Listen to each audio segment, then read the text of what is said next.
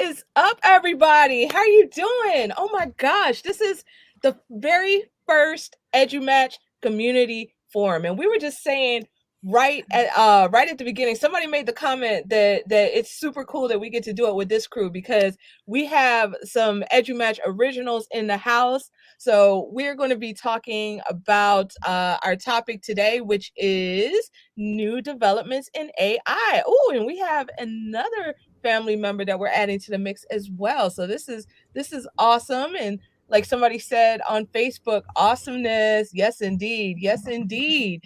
So feel free to like, subscribe, join our community wherever you're watching this. Just follow along with us and check us out at edumatch.org. So once again, tonight is we're talking about new developments in AI. So without any further ado, let's go ahead and get started with some intros and then just share what's been new with you ever since we reconnected on a tweet and talk. All right, so we'll just like kind of go from my left to right, and we'll start things off with Katie. Hi, all. I'm a high school teacher librarian in Central California, and I'm program director for the teacher librarian credential at Fresno Pacific University. And I just want to say how awesome things like this are. I had to take a step back from a few events because of some personal stuff, which I still am like sad about because it's like, but I'm still able to be there for my family, still take care of myself, and still help share the good things. So, Sarah, thank you so much that just something like this does exist for everyone.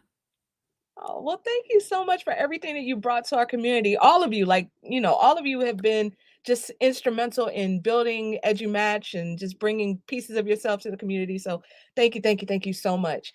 So much appreciated. Thanks so much for sharing, Katie, and great to see you again. All right, we'll go next to Jen. Hi, everyone. My name is Jennifer Casa-Todd. I, too, am a high school teacher librarian, but I'm from Ontario, Canada. I think we have a couple of Canadians in the EduMatch family, not many of us, so I bring in the international in your global community, lots of global community members. I am also an author, a keynote speaker, and the co-founder of something called the Global Student Chat, which is a way to amplify student voices in a very similar way to this. It's about students. So that's a little about me, and I'm so grateful to be here as well. All right, that's fantastic. It's great to see you, friends. So thank you so much for jumping in. All right, next up we have Rochelle. Rochelle, how you doing? Tell us what's new with you as well. Hey, everybody. So I was like, please, Sarah, don't call me first since I just literally walked back in here. But I do have to give a shout out from Dr. Desiree Alexander, who may or may not join us in this. I was just with her. So I am thrilled to join in. I am a Spanish and STEAM teacher from Pittsburgh. I am on location in San Antonio, just arrived today for TCEA. And AI is a topic that I've been researching and learning more about over the past 5 years. I've done some different presentations on it, love teaching my students about it, and just always excited to learn more about the possibilities, the challenges, the concerns with it. So thank you for having this. It has been a while, and I'm so excited that we have these Tweet and Talks back. So that's enough about me. Well, that is awesome, Michelle. Thank you so much for taking the time to meet us at TCEA. And also shout out to Dr. Desiree. Hopefully we do get to see her. I know that there are several of our community members who are also said that they would be here. So maybe we might see some more people coming in tonight. So if so, we'll have them introduce themselves. But last and certainly not least, let's hear from Rachel. Hello, everyone. I am Rachel Pearson coming at you from Sioux Falls, South Dakota, where it's minus 12 Fahrenheit right now. So I'm not sure what the translation is to Celsius, but I'm sure it's cold. I'm a middle school computer technology teacher, or ICT, for those of you in the international non-US places. And can I say I'm stoked? Do people still say that? I'm stoked to be here. Did, so. Yeah, right. I just used it. I'll start calling things rad too. I'm really excited to be here because I love technology and education, all the things that it affords teachers to make their work more engaging, efficient, exciting. And I think AI is now that people have access to more AI tools, I think it's going to start changing even more rapidly. So I'm really excited to be here. Thank you, Sarah, for hosting. Oh, thank you so much for being here. It's great to see you, and it's great to see all of you. We see that Ron is watching, so huge shout out to Ron. And also Kim, hello, hello. Huge shout out to you as well. So great to see all of our EduMatch fam in the house representing. Quick update with me. So probably the last tweet and talk we did was probably around like early 2020 or so, like right before everything got shut down. Since then, life has accelerated and totally changed for me. I got married. I now have a little girl who is in the next room. So if you happen to hear a baby crying, then just know that that's our little one, and my husband's taking good care of her right now. Oh, Melissa is in the house. Hey, Melissa. Melissa from Mississippi. Thank you for being here. And hello, hello, Ron. And hello to your beautiful family as well. All right, y'all. So we're going to go ahead and kick things off. Oh, we might have just lost somebody real quick. I think Rochelle might have popped. No, Rochelle's here.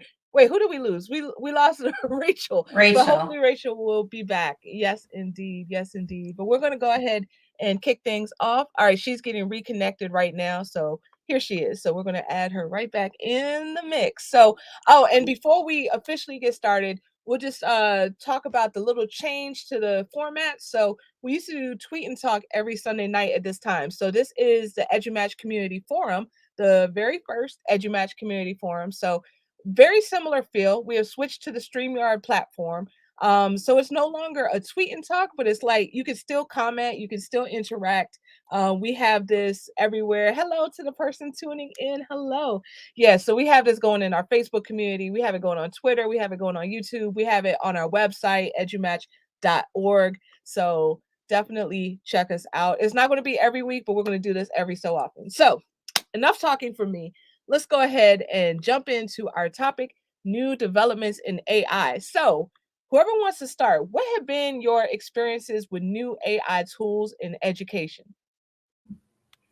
So I can start. As a teacher librarian and someone who's been working also in special education and keynoting and doing presentations, most of my experience with AI has been in terms of accessibility. So something like Rewordify, showing kids how to use that particular tool to reword complex sentences or complex paragraphs. Quillbot, also something where students could put their ideas down and it could help them increase their vocabulary. I know I've been following the work of Rochelle for many years and reading what she's done. But it wasn't really until December and ChatGPT came to my school that really became sort of a more central issue. So I guess the point is AI has been around for a long time, and it's mostly been around accessibility and helping students, and to me, equalizing technology. ChatGPT feels a little bit different. I know lots of teachers at my school are feeling like that particular tool is a disruptor. They're afraid of it. They're afraid of the fact that they can take one prompt or question from their test or exam, and that a student will be able to within seconds generate a response. And our students, so the reason I discovered it is I guess it went viral on TikTok in mid-December, and students said, "Miss, I'm never writing an essay again." And so we had this ongoing conversation about how it would impact their writing. And from that point, I created a blog post very quickly. And from that point, just started to curate a whole bunch of resources and ideas. Is the essay dead? What is the impact on education? So I've been playing with it as a teacher, create an AI lesson for me. And as well working with students to say, okay, let's create a response. How effective is this response? So I'm kind of new to the AI, but not really. And that's sort of ChatGPT is definitely a conversation we need to have. Totally, totally. So I love hearing that experience. And I loved hearing about that very first tool that you mentioned. What was it called again? So for the Rewordify is one of them. Rewordify. Dictation.io is another one. And then Quillbot is one that students use right now. And those are all AI tools. Any predictive technology utilizes AI in order to support students. Absolutely. Absolutely. Well, thank you so much for sharing, Jen. All right, we're going to go next to Rochelle. Always the backup. So thank you, Jen, for the shout out about like the work and things that I've done, because I have been doing some different presentations for years about AI. And I probably would have never gotten into it had it not been for blogging for Getting Smart, because I was writing about things I was doing in my classroom. It was like, oh, I did this, it was easy. But then they had themes. And so I focus on AI, and my whole perception, even when I do presentations, like, what do you think about when I say AI? And it's like Alexa, Siri, Terminator, iRobot, all of these things. And when the news about ChatGPT started to kind of break and everybody was talking about it, I went back, and actually back in 2020, I helped to write with Tom Vander Ark, who's the CEO and does a lot of writing for Getting Smart, about GPT-3. And I remember finding things out. I'm like, how is this even possible? Like, how do people create this technology that does all of this? And that was, 2.5 years ago. So then I had been working on a blog, and I sent a message to Tom, and he always calls me like the RDP, which is simple. And I said, hey, I'm thinking about this article. Well, he connected me with Nate McClendon, and he and I wrote this blog that came out in December. And if anybody has read it, or if you haven't read it yet, then go and read it, because we do look at the, what are the benefits of it? What are the challenges? What are the concerns? What are some like call to action? But there is one part of it that was written by using the ChatGPT. And that's just like, you can lose so much time, which is not necessarily a bad thing, but just testing it out. And I think that for teachers, and I'm trying to make this concise, I think for teachers who are concerned with it, because a lot of places are banning it, they're blocking it. New York City came out and blocked it. We've always had a challenge when it comes to technology with like, oh, well, we have Google, kids can access information, or PhotoMath, and I could go on and on. But it's like, okay, we have those, but the kids are still going to need to know how to sort through the information, how to process it, how to use it properly and cite it. And the thing is, being able to find answers like, create 3 tweets for me about project-based learning. That's awesome. But the more that you test it out, you find out, like, test your prompts and see like, I'm having students write about this. They could all copy and plagiarize off of Google. They can all generate the same response. And even if they're using this ChatGPT, it's good, but it's still going to generate similar responses, maybe not necessarily the same order. And for a teacher who's reading through that, they're going to see some patterns in that and recognize like, what, this sounds very familiar, but it is exciting. And I think there are a lot of benefits to it, but as with all things, there are always going to be those challenges, those concerns, and things we need to keep in mind. So with that, I'm going to do a la Melody McAllister, the listening lives pause. All right, awesome. Yeah, so a lot of gems being dropped here on panel as well as in the comments. We also had Bonnie join us. So before we continue the conversation, Bonnie, can you please introduce yourself? Yeah, I am. Can you hear me? Yeah, we can hear you. Okay, good. Just making sure my mic works. Yeah, I am Bonnie Nieves. I wrote an EduMatch book, Be Awesome on Purpose, and I just started up a consulting company, Educate on Purpose, and I love ChatGPT. Just love it. I could talk about it forever. I'm actually co-authoring an ebook that's going to be coming out next month, and yeah, so love it. Absolutely love it. That is dope. So we love having you here. Thank you for joining us, Bonnie. So Yep. there was a couple comments that came up in the chat. Actually a few more that are coming up right now. Let me see. So Kim mentioned if you use a plagiarism tool, it would show that the essay was copied or plagiarized if ChatGPT was used. Someone else, I'm sorry, Facebook user, I don't see your name, but they said we cannot avoid or evade using ChatGPT. We're going to get to that in a second. As educators, we need to see how we create learning experiences. One teacher allows students to edit the essays created by ChatGPT and add personal experiences. Another Facebook user says turn it in does not detect the AI response. And then Kim has also said, I think a good example would be for students to write a paragraph or two and then use ChatGPT to write about the same topic and compare the two and see good writing examples and how they could write or revise their writing for future assignments. And then Mano, hey, great to see you. So thanks so much for joining us. So I know that in response to Kim's first comment, which I'll put back on, Jen had a comment that she put in private chat. So Jen, if you wanted to share about that, Sure. I think that was the biggest aha moment when I was sitting with students and they were testing this out in early December. We put it in turnitin.com and it did not detect. Since then, I've tried to have the courageous conversation at my school, and this is what has freaked out teachers, right? Because normally, if kids are copying something from Google, we put it in turnitin.com, it will detect plagiarism. So since that time, there have been lots of AI detectors. And unfortunately, the questions I'm getting are, this looks like it's AI. Does this tell me that it's 97% AI generated? And can I give a kid a 0? And so, like, I think as teachers, we have so many things to do anyway, that to put every response through an AI detector is not an effective use of our time. And like one of the users said, it would be way more effective to actually get them to use it, because we can't block or ban it. It exists in the real world. And if you look at there are hundreds of YouTube channels now dedicated to how to use ChatGPT for your business. And so we can't just pretend it doesn't exist, like we pretend social media doesn't exist in the lives of kids, right? We need to be able to embrace this tool, use it productively and positively. And I think that's true for every tech tool. Sorry, that was my soapbox. I'm going to stop.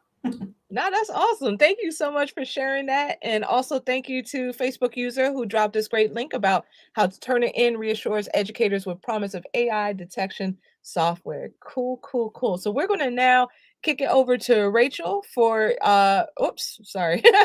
for your comment on the question. What have been your experiences with new AI tools in education? So I knew that ChatGPT was going to take up a lot of our conversation, so I'm going to steer away from that for a second and talk a little bit. So anytime a student uses Grammarly, or if they're typing an email in Gmail and that predictive text pops up, that's artificial intelligence trying to figure out what you're about to say. One of the neat things that we did, oh, sorry, there's a cat caught on my sweater sleeve. Okay, fun.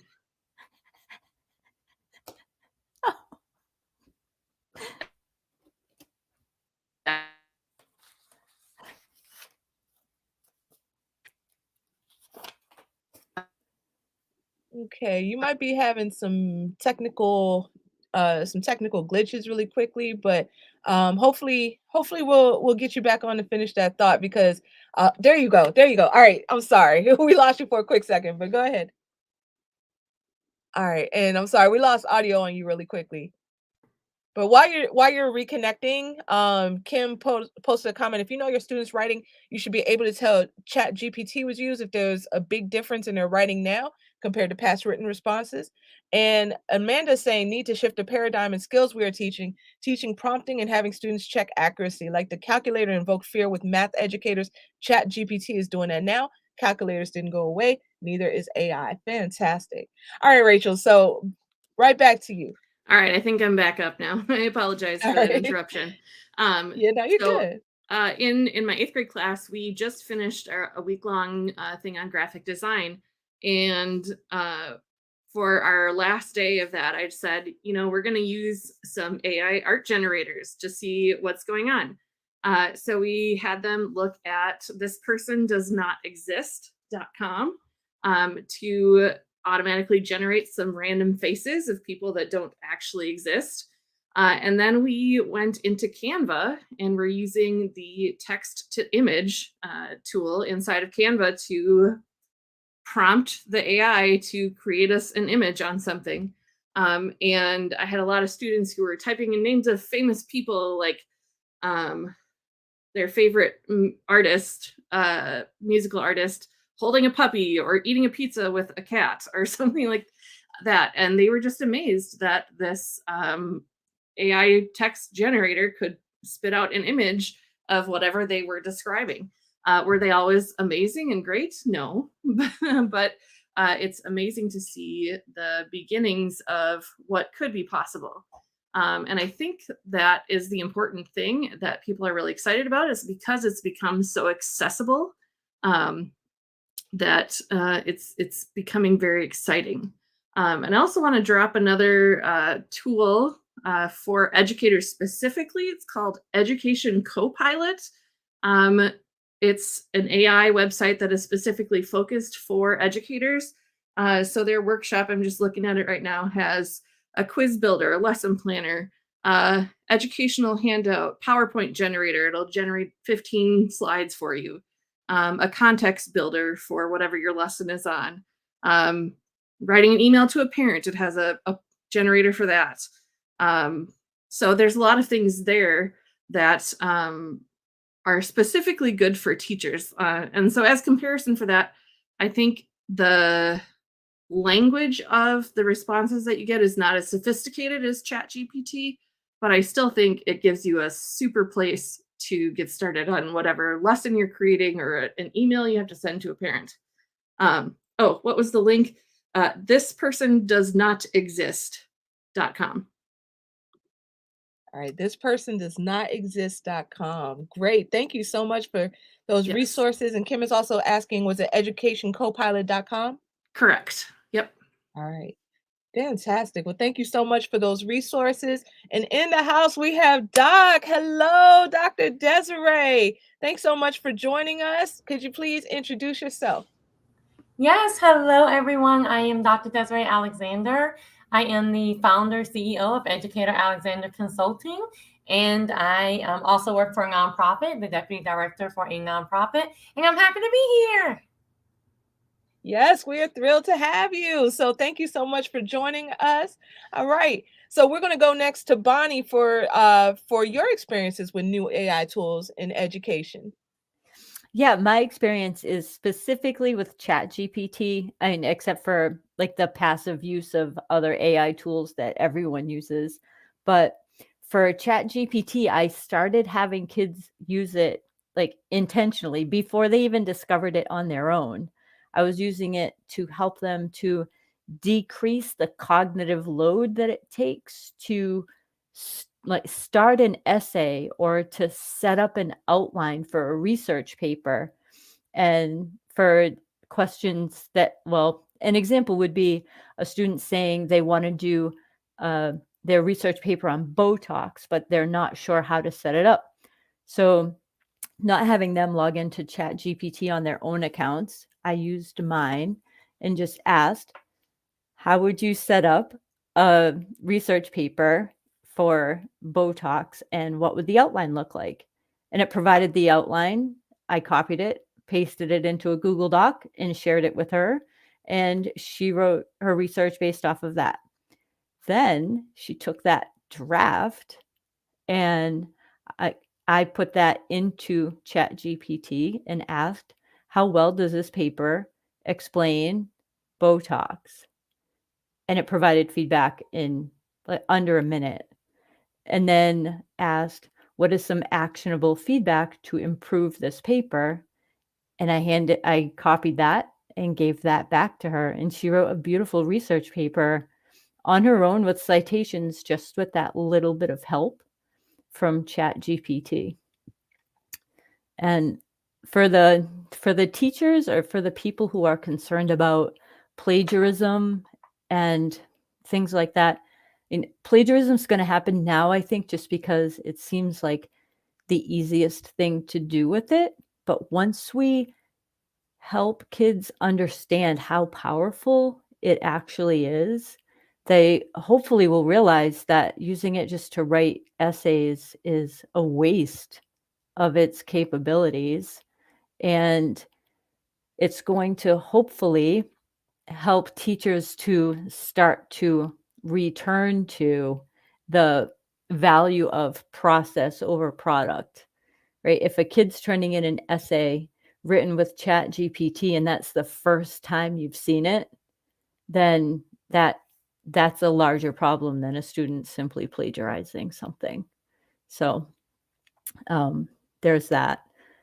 And I don't know if we want to get into it now or save it for after a little bit of discussion, but the uses for teachers is unbelievable. Oh my gosh.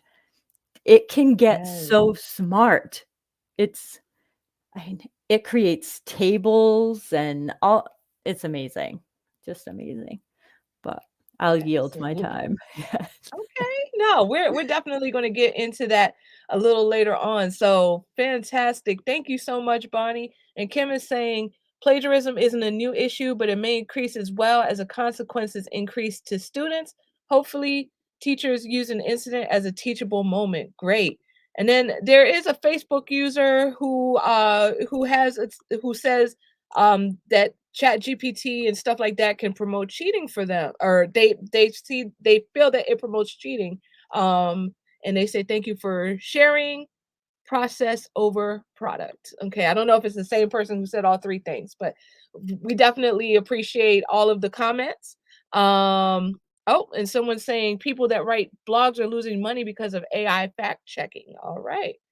Well, these are very interesting discussion that's going on. So we appreciate all the comments. Fantastic.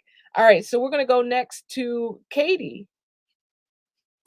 Yes, thank you for bringing up that rewordify and those paraphrasers and this person does not exist. Those are also AI as well. Because I was thinking, oh my gosh, should I really just start using AI? No, I've been using all of those.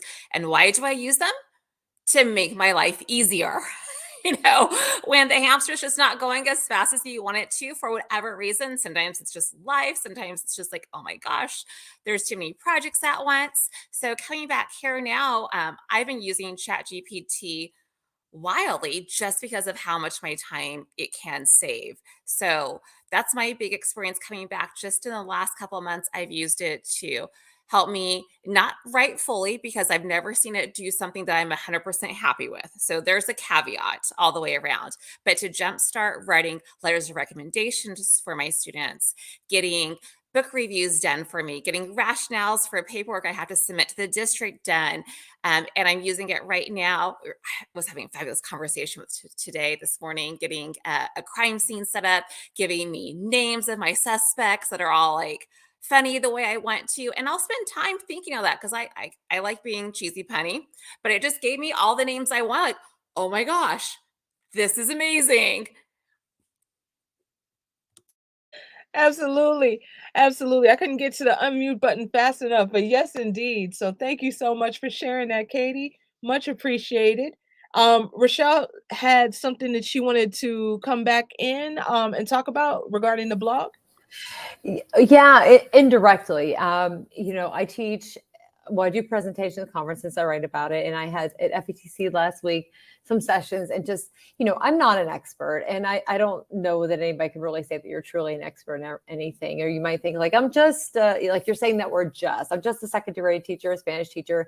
But these are things that we need to bring in. I know, like Rachel doing this, we need to bring these things in our classroom. And when I brought it into my 8th grade STEAM Emerging Technology course, the first thing they're like, oh, I have this report to do and it's about this, and I'm going to just use this thing. And it's like, well, that's great. You can use that. But in the end of the day, your teacher's going to know like the way that you write and the style, like they've gotten to know you. But I think a big part of the scare has been like, oh my gosh, what does this mean for education? But we have to look beyond that too, because we're preparing our students for whatever they decide. Like, I decide I want to be a journalist. I want to be a screenwriter. I want to do whatever it is that's like creative writing in this case, for example.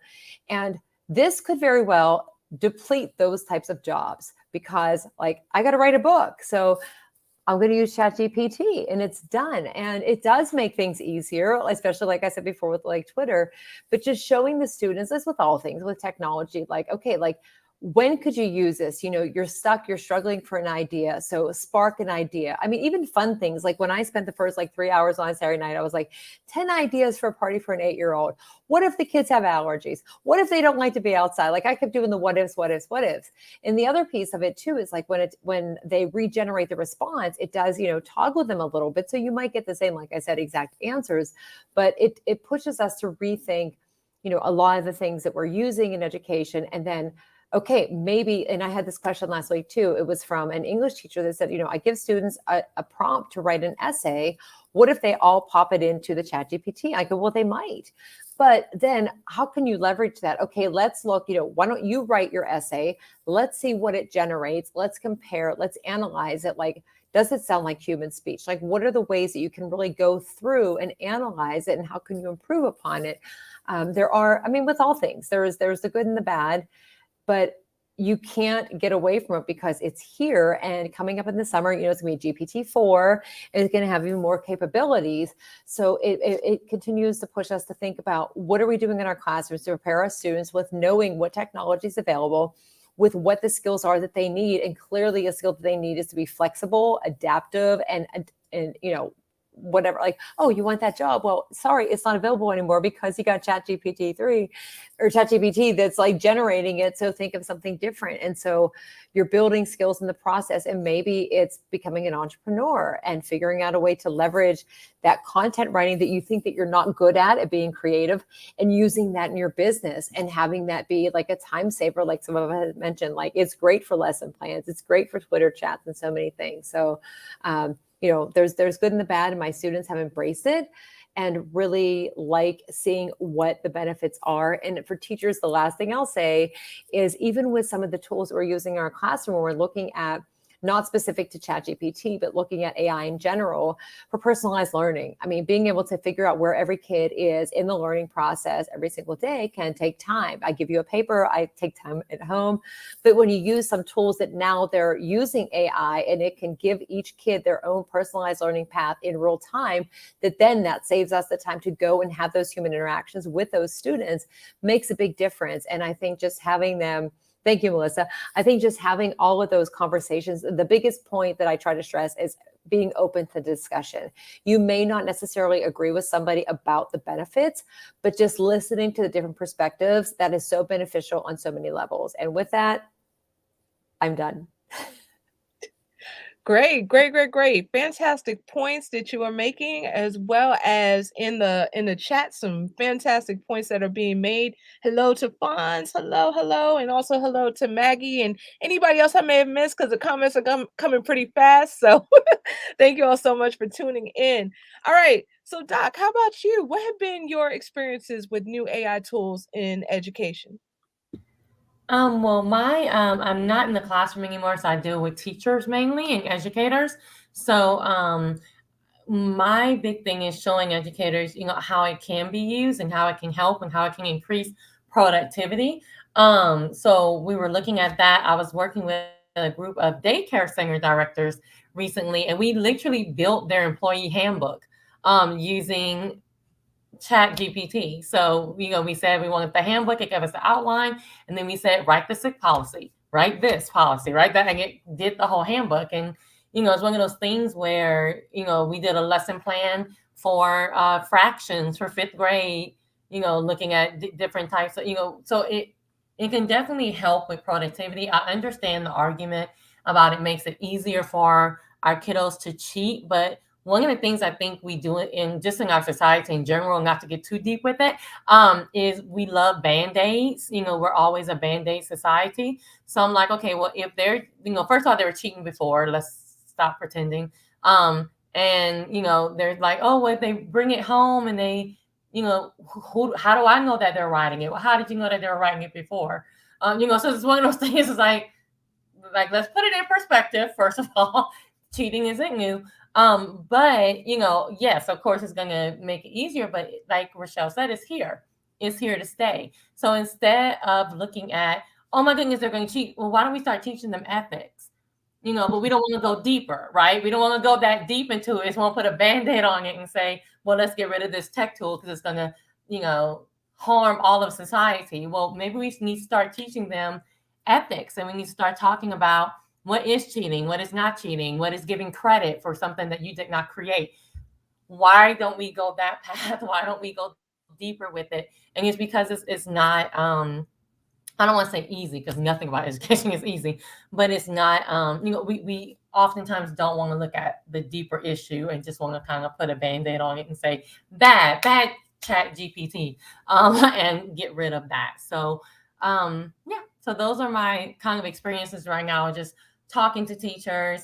One teacher said, oh, well, you know what? If they write it, you can actually go to ChatGPT and say, did you write this?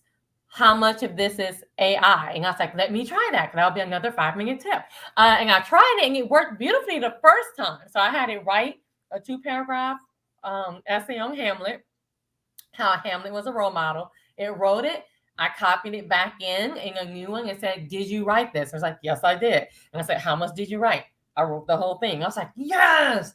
But then I did it again, and it said, no, I didn't write this. You wrote this. Like, it literally put that. I was like, I did right there. So, you know, nothing is perfect. So I didn't even do the video. I was like, it's not doing it. But yeah, so I mean, it's here to stay. We're gonna have, you know, I always say like it's like rock and roll back in the day. Like, get rid of this rock and roll. It's here to stay. So how do we use it, and how do we use it for our benefit? Totally, totally. And people in the chat are just on fire with their comments. They're talking about like back when they were students, what they used to do, Encyclopedia Britannica, Cliff Notes. So this, you know, time, like the time is changing, but I mean, it's like the more things change, the more they stay the same. Katie, I see you have a comment on Cliff Notes, so go ahead, jump in. Yeah, so I'm totally fine with Cliff Notes, really. And I had this adorable child, ninth grade, so it's really hard for freshmen to look cute, but totally was. Comes up to me and was struggling with something, remembering parts of the book to do the assignment I had for them. I'm like, well, go ahead, look at the Cliff Notes, whatnot. You can just like Google that and it'll jog your brain. And the kid was like so mortified, like, oh my goodness, isn't that cheating? And I hit pause, like, bless you, you're so adorable. But then I was like, can you do what I'm asking you to do? If from just looking at the Cliff Notes? And the answer is no. So I think that's the bigger conversation here is like, we need to know that these tools exist, that they're out there. But if someone can do my assignment from a Cliff Notes, that's my problem, not the kid's problem. Yay, them if they have figured out how to play the game of school and pass on and go get some more basketball time. Yeah, I totally feel you on that. Cool, cool, cool, cool. Yes, yes. Everything that y'all are saying is definitely resonating with me. So and Melissa as well says amen. So absolutely. All right. Rochelle dropped a great link in the comments. So definitely check that out. So getting smart education is about to radically change AI for the masses. So that's what's up. All right. So I feel like we covered a lot of ground with this first question. We have let me see, these two questions, the benefits, drawbacks. I feel like we covered that. I feel like we covered that some may say that this may pose a challenge for educators. The students will be able to get the AI to do their work for them. What do you say to that? Now, is there anything that we didn't cover that, you know, Comment people were kind there. of holding? Huh? I have a comment with that last one. Let's pretend your All job right, is go in for it. payroll. Okay. You're in payroll. We get what that is. Okay. But your boss tells you you can't use a calculator. That kind of has the same sensicality of saying, no, don't use AI. If something exists, it helps us to be more effective, more efficient, and more productive with our time, then yeah, you ought to use it. Absolutely. Absolutely. So Facebook user said if we can focus on the process, we won't need to worry about those who have the answer, but more than that, those that can problem solve to get to the answer they have at hand. Absolutely. All right. Fantastic. So any other thoughts on those questions about let's see, about either the benefits and drawbacks um or students getting the AI to do their chat for them. Okay, Jen, I see that you dropped in chat. What would you like to comment? I guess I'm thinking just about the challenge and how many teachers are so fearful of this technology as being so disruptive. And I think at the very, very minimal, we already talked, I think Dr. Desiree talked about ethics, right? The very minimum, we need to take a look at our academic dishonesty policies. We have to include something about AI in them so that we can have conversations with kids about, at the end of the day, your work is your work. It comes from your brain. You can use other sources, but you know, how do you use them? I think that's the sort of very minimum. The second is Bonnie talked about it, someone else, the process over product is super, super huge and important. And we know that. More personalization, that this idea that I can now look at my question and go, if ChatGPT can do it, then I don't need to ask it that way. I need to ask it a little bit differently. And maybe that involves making it a little bit more personalized. But I think we know the power of metacognition too. And one of the things that I started to ask my students when they were using Quillbot, for example, is I said to one student last week, is this tool making you a better writer? And she said, And I said, talk to me about that, right? So what we need to do is if kids are using these tools, we need to ask them to reflect upon the extent to which these tools are supporting their learning, distracting from their learning, or taking away from their learning. And that's where the power is, right? When the kids think about their thinking, then it yields really, really powerful results. So I would say that all of those different levels need to happen in schools as a result of the fact that this technology exists. Absolutely. And Kim was asking, was the tool Blankbot? Was that Quillbot, did you say? Quillbot, yeah, Quillbot. Our kids are using it to make their writing sound better. Absolutely. Absolutely. And Fonz is saying we have to accept that this fear is completely acceptable. The unknown is kind of scary. This is truly a human transformational technology that's impacting every industry. This is absolutely affecting positively, negatively every industry around the world. So that is a great point. Thank you so much for sharing that, Fonz. All right, Bonnie, what is your you wanted to chime in on this question as well? Yeah, I was going to say that I think if we use it effectively, ChatGPT can benefit students in the same way that teaching coding can benefit students, right? They have to really think about being a prompt engineer at this point. And I saw a comment from Fonz in the chat earlier that now people are looking for people to be prompt engineers. And you have to really thoughtfully consider what input you need in order to get your desired output. So I think that is really going to help students think things through and become critical thinkers, actually. So once we get over this initial hump of everyone thinking about using it to do work for them, they'll start considering how it's going to help them to do work more effectively. But for right now, it's just fun, right? I mean, I had my friend, not my friend. That was a Freudian slip. One of my students said that she was really unhappy with the ending to the new Avatar movie. So we went to ChatGPT and asked it to write an alternate ending, and it was actually much better. So, and then we had it turn that alternate ending into an epic poem, which was fantastic as well. Absolutely. Absolutely. So a few great comments came through in the chat. One person created a link that they came up with a pledge with their students to use Chat GPT ethically. So that is beautiful. Definitely check that out. Also, Chat GPT can help kids create more effective questions too. Okay. Amanda is agreeing with Jackie. And Don, hey, what's up? Thanks so much for tuning in. Okay. And Kim is saying, send that alternate ending to Disney and earn some money. Love that. Love that. All right. So I'm about to throw it over right now to Desiree. What do you say to this?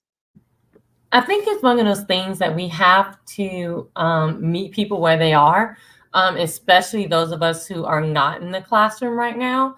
I think we have to meet, like we can't just, well, let me preface it by saying I'm hearing the conversations around AI and education, and we have kind of two camps: the no camp and the well, y'all just need to think openly camp, right? Y'all just need to use this ethically, like Desiree just said, and y'all just need to, do this.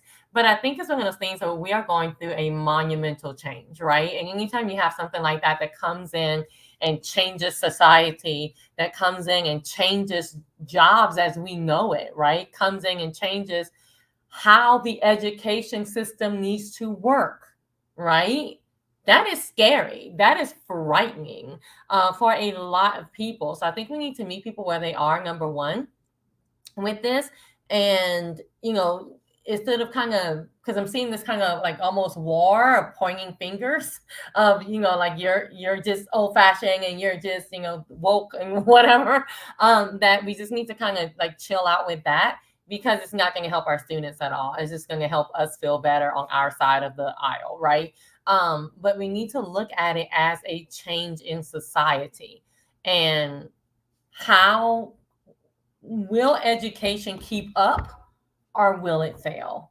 And I think that's what we are. I think that's where we were after COVID. I think that's where we were when, all this stuff. So we're still in the whirlwind of change, and we need to see, okay, well, where are we? Yes, it's scary. Yes, this is going to be one of the biggest changes in education that we see in our lifetime, that we think of right now, right? Now it's not the biggest change in education, but that we will probably see is, AI coming in. And I remember reading a story back in the day, a short story about teachers being replaced by AI, and the students had a big conversation. I think the fun they had is the short story, the fun they had.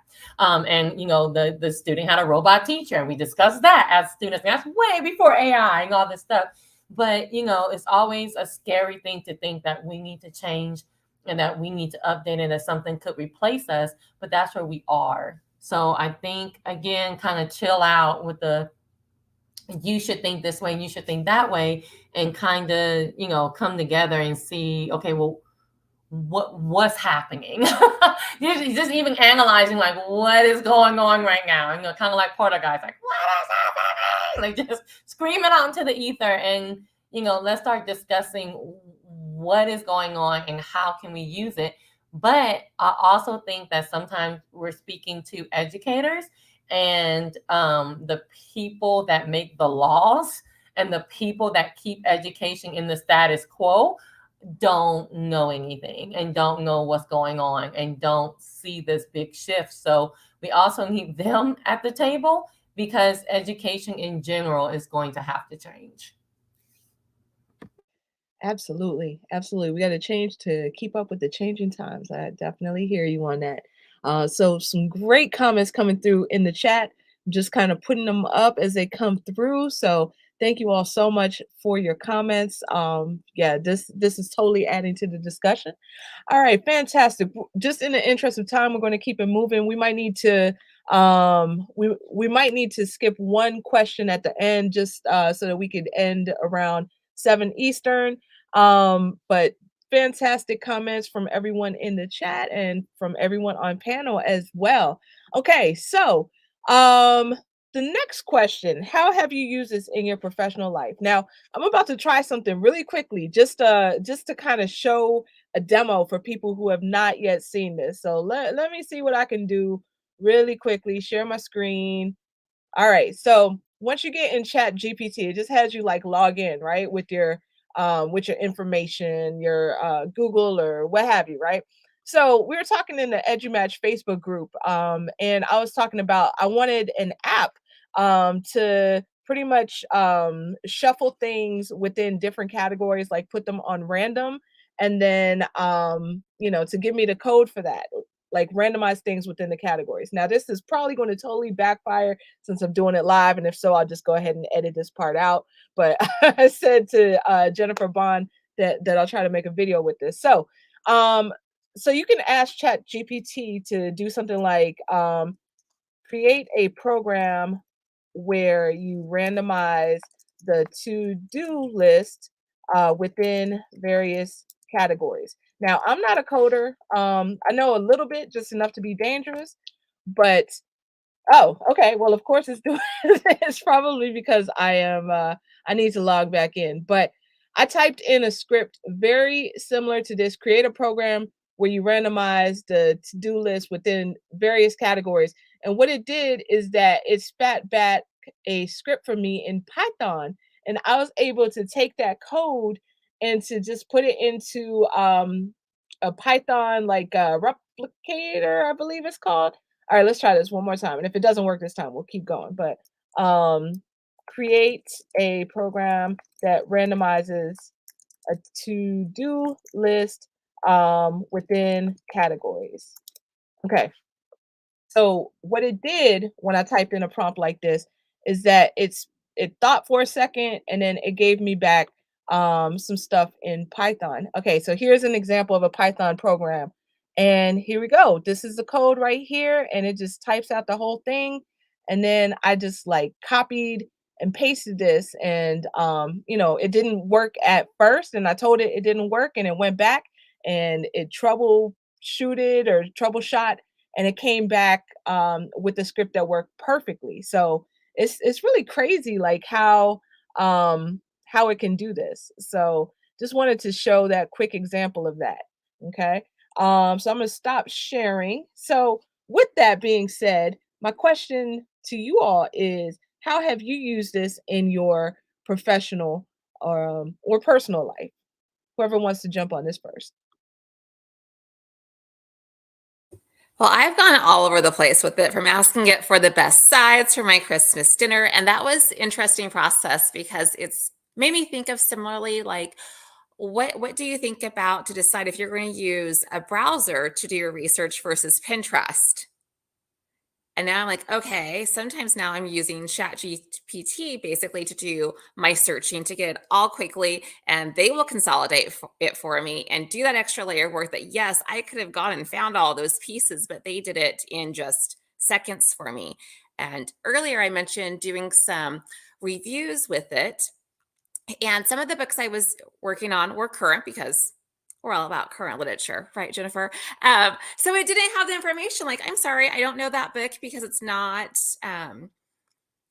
prior to 2021. It's like, okay, I fed it my information. So kind of like a pet, you can teach it what you want and just give it the good stuff, and gave it the information I wanted, and then it would generate for me. Now, I still could have generated that myself, but as it would give me a review, like, oh, I don't quite like that. Can you add this? Like, oh, what about this part too? And it keeps changing it. And then I could go back and tell it, okay, I like that third one and that fourth one. Will you put those together and make it smaller? And yes, it can do all of that for me. Well, I still could have done it, but it would have taken me quite a few more hours. Absolutely. Definitely a time saver and a productivity increaser. Great. Anyone else have an example of how they've used this in their own personal or professional life? I can take a stab at Yeah, this. go for it. So like I mentioned earlier, I was using Education Copilot, and my co-teacher and I decided to change a lesson on the fly, like the day before we were going to do it. So we threw into the PowerPoint generator our lesson topic, and then our learning objectives for that lesson, and it gave us a 15 slide deck of going through all the different things that we had mentioned and why it would have been important to the lesson. Now, it's not going to look fancy or anything. It's basically text on a blue background. But you could take that information then and bring it into PowerPoint or Google Slides or whatever, and give it your zhuzh a little bit and make it look better. But all of the text that was there made sense to the topic that we were covering, and we were able to use it. I've used it a lot for creating social media posts when I don't remember or don't like have a creative spark on what to say. I'll say, write me a social media post about this thing, and usually it gives me like 15 different hashtags to add on to there. But so it does need a little bit of editing for that, but it is great when you don't have a creative spark at the moment and you need something quick. We've done like SEL lesson plans. We've done, let's see, I'm just looking at my list of chats here. How to write a syllabus. What are some things that middle school students should do to act responsibly? I really enjoy also the explain how this works to a 10-year-old or to whatever age group. And then, someone can say, explain how a subwoofer works, or explain what I would do to write this type of thing in Python or in HTML, or like, it's been very handy. But one of the dangerous things I see is that a lot of people are saying, oh, use this with your students, use it with your students. But in the terms of service for ChatGPT, it says you have to be 18. You have to give them a phone number when you sign up. So I would just send out a word of caution to people who are like embracing this and using it with students. If you are not getting parental permission or guardian permission to do this ahead of time, be careful. All right. Thank you so much for that great reminder right there. So love that. Love that And just wanted to open it back up to the panel for any final thoughts on this because we're getting very close to the top of the hour. So, anyone have any final thoughts that they would like to share? I just like to reiterate what everyone is saying. It's here. So ignoring it, acting like it's not a possibility that our kiddos aren't going to use it, whether or not they're 18. Like how many 12-year-olds have a Pandora account? It's going to happen. Um, but what do you do next? Be ready for that and be reflective. If you're worried about a student using an AI, like really think about your why. What is your bigger concern? And sometimes that's a difficult conversation we have to have with ourselves. Totally, totally. Fantastic. Okay, great. Anyone else? Okay. I, Oh, I go think ahead, Jen. I'm sorry. I was just going to say, so I have it is fairly new, this technology. And so I've done lots of reading about bias and how it's there. So we need to have courageous conversations with our students about bias. I also know, in addition to what Rachel said about the terms in terms of the age, it's likely going to be a paid service. And so what does that look like in terms of equity, right? For some of our kiddos too. So I'm excited about it, but I think like any tool, we need to be critical and thoughtful about how we're using it, why we're using it, and just the ways in which we can help prepare our students to use it productively and positively. Totally, totally. Okay. Bonnie? Yeah, something that came up in a conversation, well, that I'm always talking about ChatGPT anyway, but something that came up in a conversation was to keep in mind that this is not ChatGPT is not the internet. It is a tool that has been trained by humans, and those humans decided what it was taught. Right. So there is bias there. Like, that's not even a question. We don't even know who actually did the training, and we don't know where they got their information from and what they intentionally or unintentionally biased it toward or against. So please be careful when you're using it for research. I actually wouldn't recommend using it for research at all, but maybe for prompts and suggestions. Absolutely. Thank you so much. And I wanted to thank all of you for your time and your chiming in, your expertise, just all of the great conversation coming up. And thank you to everybody who's watching and for your interactions.